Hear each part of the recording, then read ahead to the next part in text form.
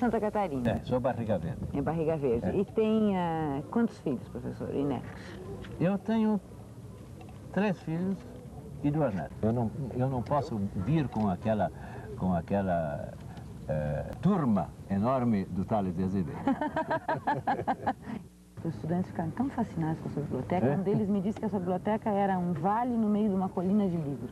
Uma descrição bem literária. Disse que era algo assim muito interessante. É uma bagunça louca. O professor Egon Schaden está conversando aqui conosco no jardim da Unicamp a respeito da sua trajetória na antropologia, que, como ele mesmo vai falar, foi uma trajetória particularmente dedicada ao trabalho de docência, até mais do que ao trabalho de pesquisa. No entanto, é um trabalho que é extremamente importante e relevante para o nosso entendimento da constituição da antropologia, particularmente em São Paulo, mas também no cenário brasileiro. Gostaria que o professor nos dissesse alguma coisa a respeito da cadeira de antropologia na Universidade de São Paulo e também a respeito da revista de antropologia, da qual ele foi o fundador e que continua presente ainda no cenário da antropologia brasileira. A coisa é a seguinte, a cadeira de antropologia é alguma coisa que se fez aos poucos. Como toda a antropologia no Brasil, se fez aos poucos, vindo de todos os lados. Aliás, em outros países a mesma coisa. Vem do lado da medicina, vem do lado da história natural, vem do lado da história, vem do lado de letras, vem não sei, da linguística e assim por diante. Assim se fez a antropologia no mundo todo. Essa é a história da antropologia, até que ela surge coisa mais ou menos independente, ou autônoma, independente nunca. E assim no Brasil também. E assim, na Universidade de São Paulo, a mesma coisa. Havia desde logo já uma chamada cadeira de etnografia do Brasil, ou etnografia, e chamava-se Etnografia e Língua Tupi-Guarani. Estava sob a regência do professor Plínio Rosa. E dentro dessa cadeira surgiu, anos depois, muitos anos depois, surgiu uma chamada disciplina de antropologia. Essa disciplina de antropologia não tinha lá muito sentido. Não tinha muito sentido porque, até certo ponto, ela era um derivado de etnografia, mas não tinha um conteúdo próprio, a não ser que aparecesse um professor que lhe desse um conteúdo. E apareceu? Apareceu um professor que era o professor Willems, Emílio Willems, não é? Do qual eu fui assistente. O professor Willems, ele conseguiu dar a certa consistência, bastante consistência, ao estudo de antropologia na Universidade de São Paulo. Só que, como era disciplina e não era cadeira, ele, por exemplo, não tinha nem direito de voto na congregação. Até que um dia se aborreceu e foi embora. E vive ainda hoje nos Estados Unidos. Mas eu fui assistente dele, o substituí quando ele tem anos, e depois eu fiquei no lugar dele. Fiz os concursos necessários, mas isso, mas aquilo. Não é? Foi assim que se fez a antropologia. E, em grande parte, ela continuou na linha que Willems lhe imprimiu. Mas como eu era mais duras indígenas, eu sempre empurrado. Mas ele tinha, junto com uma colega assistente dele e depois assistente minha, Gioconda Mussolini, eles se foram das culturas rurais e caboclas. Não é? E até dos caiçaras e assim por diante. Não é? Pelo que eu vejo, hoje o estudo voltou, vamos dizer, a uma posição mais ou menos marginal. Não?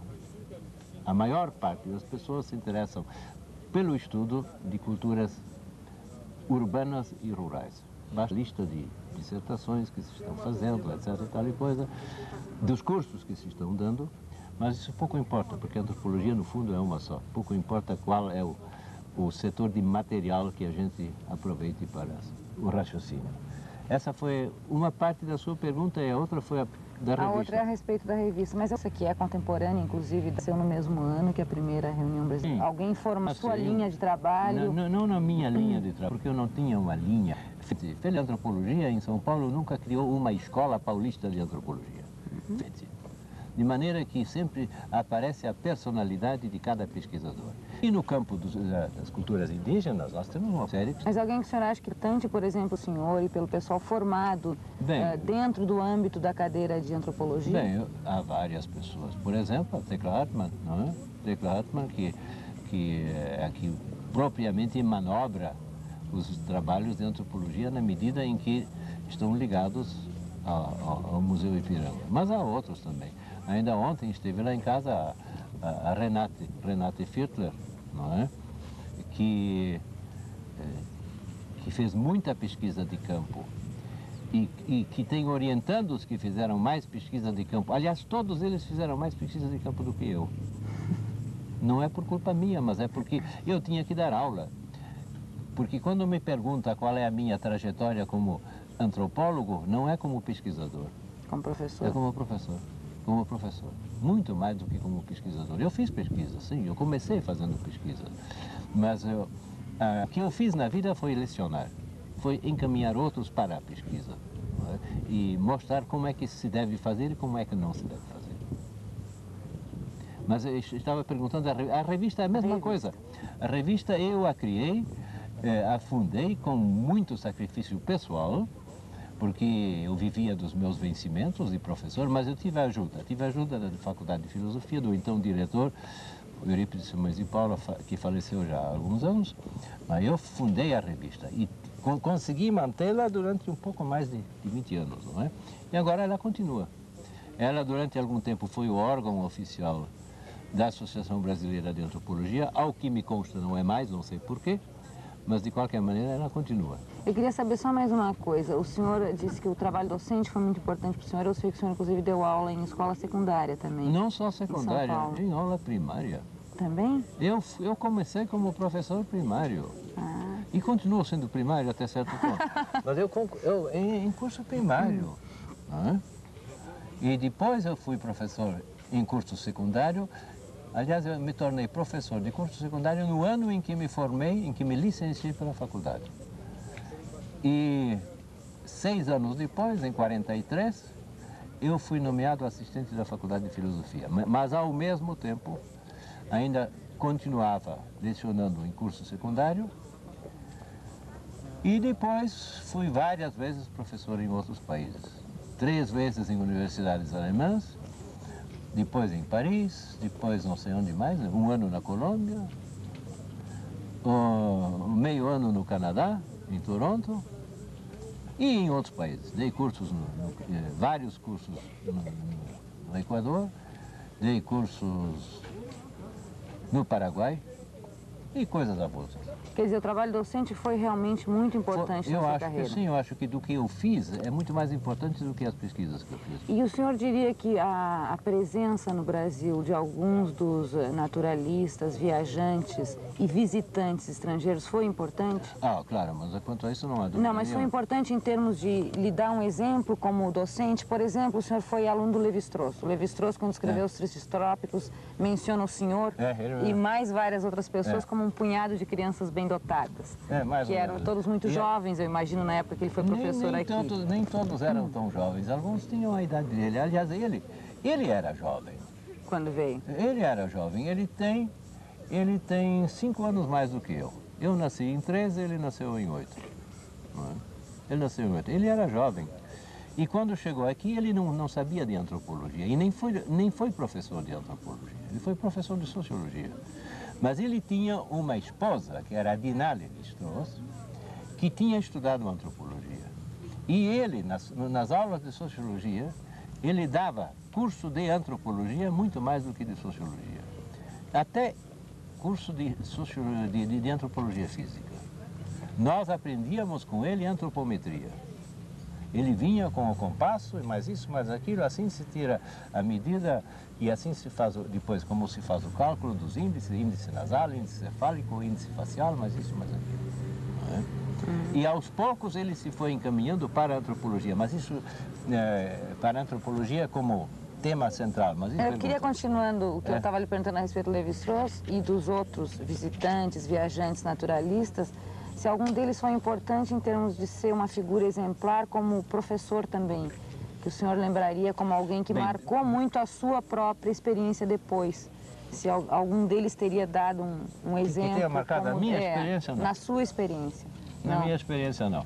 Mas houve gente que deu uma contribuição muito grande, sobretudo o Baldos, e isso não na Universidade de São Paulo, isso na Escola de Sociologia Política. Ele, de fato, formou um punhado de pesquisadores. Baldos, aliás, fez muito mais também como professor do que como pesquisador. Pesquisa ele não fez muita. Não fez muita pesquisa. Ele fez algumas expedições, muito poucas, na década de 30. A primeira foi na década de 20, até foi principalmente fora do Brasil, foi no Chaco, foi no Paraguai. Depois ele fez para o Brasil Central, para regiões do Sul, e só muito mais tarde veio a fazer algumas outras mais. Aliás, uma nós fizemos juntos. Em 47 nós fomos juntos ao interior de São Paulo visitar alguns dos grupos remanescentes de populações que ainda hoje existem em Infante. E o senhor acha, então, que a experiência, a atuação de Baldos e de Williams foram as mais importantes em São Paulo? Eu acho que sim. Em termos dos professores que vieram do exterior? Sim, eu acho que sim, porque isso quanto à antropologia. Claro, né? sim. A sociologia havia uns tantos outros que tinham certo interesse pela antropologia, mas que não se dedicaram especialmente a ela. Foram essas duas pessoas. Que se empenharam foram eles dois. Aliás, os dois, e sobretudo por uma razão, é que os dois se radicaram aqui. Os dois se naturalizaram brasileiros. E trabalharam aqui. Bom, Baldos veio a falecer no Brasil. Veio, Ficou aqui todo o resto da sua vida. Até 70. Certo. Ele tinha vindo aqui, depois voltou à Europa, onde se doutorou, ele não tinha feito doutorado, onde fez até curso universitário que ele não tinha feito antes, porque a vinda dele à América do Sul não tinha nada a ver com antropologia. Ele se interessou pela antropologia pelo fato de ter encontrado índios e se interessou pela cultura, modo de ser e, sobretudo, pelas línguas deles. Isso não no Brasil, isso no Chaco, no Paraguai. E sobre eles ele escreveu o primeiro livro dele e sobre eles também fez a tese de doutoramento, que é de linguística, não de antropologia propriamente dita. Muito pouca gente sabe disso. Muito pouca gente. O Arion saberia, provavelmente. Não, ele sabe. Que ele tem interesse muito no material do Baldos por causa disso também. Professor, o senhor teve uma atuação tão importante na docência, em várias escolas, em várias universidades fora do Brasil também, e teve, além disso, uma participação que parece muito interessante em termos de ampliar a nossa coleção de filmes etnográficos no Brasil. Eu arranjei uma coleção de mais ou menos 1000 filmes da Enciclopédia Cinematográfica para a Universidade de São Paulo. Exato. Mas eu nunca fiz um filme. Mas o senhor trabalhou sempre muito na constituição de acervos de filmes. Quem trabalhou em filmes e fez filmes importantes, que aliás nós temos, e seria bom que a Unicamp também conseguisse cópia desses filmes, que aliás não custam uma fortuna, mas é bom que se compre, para que os alunos conheçam, foi o Harald Schultz, que não era estrangeiro, ele era gaúcho, de origem alemã e dinamarquesa. Mas ele foi que desenvolveu o filme científico no Brasil. Na medida em que se pode dizer que tenha sido desenvolvido, claro. Porque praticamente não se fez coisa importante além do que ele fez. Não é? Há filmes feitos aí sobre culturas indígenas, sobre cultura caiçara, sobre cultura caipira, mais isso, mais aquilo, mas em geral não de acordo com as exigências que hoje se colocam para que um filme seja considerado um filme científico, um documento, no caso, antropológico ou etnológico. Uma última coisa, professor, pensando um pouco, para a gente não falar só no aspecto institucional do seu trabalho, pensando um pouco no aspecto de pesquisa mesmo, o que o senhor diria hoje das pesquisas que o senhor fez com populações indígenas? Como que o senhor analisaria, do ponto de vista de hoje, esses trabalhos? O senhor pensaria que isso continua sendo uma contribuição que pode ajudar as pessoas que têm interesse em investigar as populações indígenas? O senhor gostaria de ter ampliado em algum aspecto o seu trabalho? Aliás, em todos os aspectos, não é? Porque tudo isso é fragmentário. Toda a pesquisa é fragmentária e eu, como professor, que me tinha que dedicar ao mesmo tempo a tantas outras coisas, a orientar outras pesquisas, mais isso, mais aquilo, eu só fiz trabalhos fragmentários. As coisas que eu observei, que eu vi, que eu escrevi, que descrevi, que interpretei, eu acho que estão certas, embora vistas numa outra época, com uma, vamos dizer, com uma posição que nós tínhamos aprendido, mas se eu tivesse que refazer, recomeçar, eu acho que sairiam coisas inteiramente diferentes em todas as pesquisas que eu fiz. Inteiramente diferentes. Pesquisas sobre os Guarani, pesquisa em geral sobre a aculturação de índios e também de imigrantes, etc. Pesquisas que eu fiz no Alto Xingu, tudo sairia, pesquisas que eu fiz no Rio Negro, tudo sairia diferente. Por sinal que a maior parte do material que eu colhi, eu não publiquei e não vai ser publicado. Por que não? Porque... Não podemos tentar. Não vai ser publicada porque eu acho que deveria ser revisto isto em loco. Não é? Muita coisa de que eu tenho certeza, outras coisas de que eu tenho quase certeza, outras coisas de que eu tenho dúvida, de maneira que se eu agora me pusesse a redigir trabalho sobre o material que eu tenho, e tenho muito material, eu ficaria com tanta dúvida que melhor seria e melhor será não escrever. Não escrever. Encaminhar outros que escrevam. Os jovens que agora se encaminham, e há muitos, não é? Que façam isso. Quando o senhor fala que o senhor faria as coisas inteiramente diferentes, significa simplesmente que o senhor teria uma abordagem teórica diferente, uma outra linguagem de tratamento dos fatos? Talvez outra linguagem de tratamento, sim. E o realce de problema seria outro, o destaque de problema seria outro. A ênfase seria dada a outros aspectos? A outros aspectos, não é? E com menos, como é que se diz, com menos tendência para conclusões gerais do que para interpretações específicas. Então, professor, eu gostaria de lhe fazer uma pergunta que é título de um capítulo do livro de Lévi-Strauss, de que nós falávamos há pouco, dos Tristes Trópicos, e um pouco em benefício dos estudantes que vão estar assistindo a esse filme.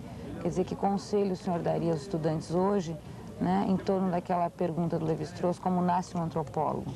Que coisas o senhor diria que é muito importante prestar atenção no trabalho como antropólogo hoje? Bem, há muitas coisas, mas no momento me vem à cabeça uma coisa que é muito importante, que se diga aos jovens, que não estejam só pensando em necessidade de inovações. Muitas vezes é importante voltar aos velhos, às velhas obras, onde se encontra, numa terminologia diferente, com pontos de partida diferentes, onde se encontram coisas que hoje parecem estar descobrindo. Ora, mas isso foi escrito no princípio do século, foi escrito no século passado, hoje estamos com outros problemas na cabeça. No fundo, não estão. Na medida em que se trata de ciência antropológica, que é de querer compreender a natureza humana, são os mesmos problemas. E não adianta querer redescobrir o que já foi descoberto. Tornar a ler as fontes, os relatos e as interpretações de trabalho dos velhos viajantes, dos velhos pesquisadores, apesar de todas as falhas que tinham por causa de certa visão limitada em tal ou qual bitola teórica, não é? É o que eu costumo chamar de antropologia do vovô. E o interessante é que há muita gente dos jovens hoje em dia que está percebendo que a antropologia do vovô ainda tem coisa que dizer. Quer dizer, o senhor daria um conselho semelhante ao que o professor Thales Azevedo nos deu semana passada? Quer dizer, prestar muita atenção à dimensão histórica da antropologia. É claro. E não querer ser o descobridor de novidades quando a coisa não é nova. Se em lugar de não sei o que histórico-cultural, a gente fala de etno-história, mas aquilo é um carimbo diferente que se dá a mesma coisa.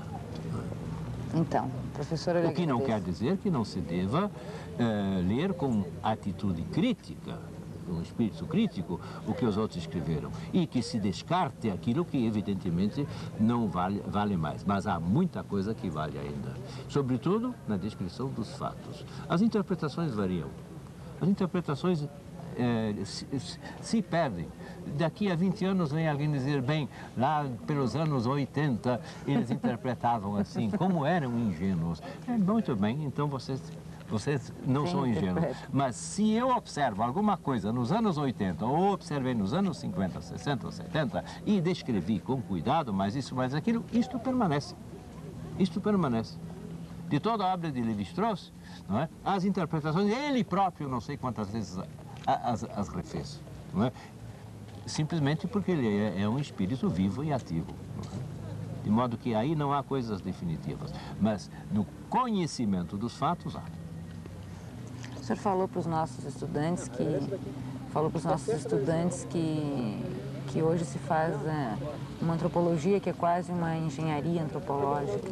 Bem, a engenharia no sentido de aplicação de conhecimento. Muito mais por esse lado. O senhor acha que está os rumos da antropologia hoje? Sim, claro, claro. Mas isso se dá com todas as ciências, não é? Inclusive a física, a química, mas isso, mais aquilo, o que não impede que se faça também para conhecer, não é? Que se procure o conhecimento com esse objetivo, não é? Deva ser útil a nenhuma. Claro. Seja o objetivo último, não sei até que ponto.